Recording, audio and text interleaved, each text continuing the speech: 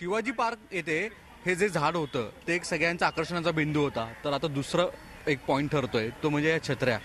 शिवाजी पार्कमध्ये साधारणतः 200 मीटर अशा अंतरावर अशा छत्र्या उभा केल्या जाणार आहेत. पूर्णतः लोक फिरायला आवर्जून येत आहेत, पण त्याचा आकर्षणाचा बिंदू इथं दिसतो तो छत्र्या. त्याच्यामुळे आवर्जून इथे फोटो लोक काढतायत, स्वतःहून एक सेल्फी असं स्वरूपात फोटो काढतायत किंवा फोटोग्राफी ही दिसतीये. पाऊस आणि छत्री याचं एक नातं होतं. अशा अनुषंगाने ही कन्सेप्ट इथले स्थानिक जे नगरसेवक आहेत, संदीप देशपांडे मनसेचे नगरसेवक आहेत, त्यांनी केलेली आहे.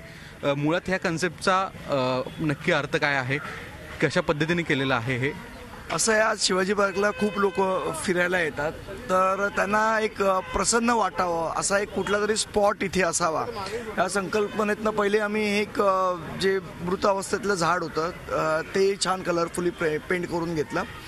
समोरच्या तुम्ही बघितलं तर वॉल्स आम्ही मुलांनी पेंट केलेत आमच्या इथल्या शाळेतल्या. आणि इथे एक अशा मॉन्सूनच्या कलरफुल एक मॉन्सून असतो आपला, तर तसे त्या छत्र्या लावलेल्या आहेत. सगळेजण येतात, तरुण मुलं मुली येतात. त्यांना फोटो काढायला एक जागा पाहिजे असते की तिथे तो फोटो त्यांचा मेमोरेबल राहिला पाहिजे. म्हणून एक सेल्फी पॉईंट असं आम्ही तयार केलं आहे की जिथे उभं राहून लोकांना सेल्फी काढता येतील, फोटो काढता येतील, ते फेसबुकवर टाकता येईल, व्हॉट्सअपवर शेअर करता येतील. त्या दृष्टीने हा एक पॉईंट बनवला आहे.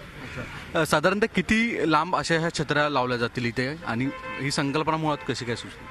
ही पूर्ण या ज्या छत्र्या लागणार आहेत या साधारण 200 मीटरपर्यंत लागणार आहेत आणि एक बऱ्यापैकी पॅच असा त्याच्यातनं कव्हर होईल. मी आत्ता मध्यंतरी मॉरिशसला गेलेलो, तिथे मला एक मॉल आहे, वॉटरफ्रंट मॉल, तिकडे अशा प्रकारच्या छत्र्या लागल्या होत्या. ती बघून आपल्या शिवाजी पार्कलाही अशा पद्धतीने काय करता येईल का एक चाचपणी आम्ही चालू केली आणि खूप चांगला रिस्पॉन्स आहे. तर निश्चितपणे असे काही सेल्फी पॉईंट माझ्या वॉर्डमध्ये मी डेव्हलप निश्चितपणे करेन. व्हिडिओ जर्नलिस्ट मोहनसह सागर कुलकर्णी, झी मीडिया, मुंबई. झी 24 तास रहा एक पाऊल पुढे.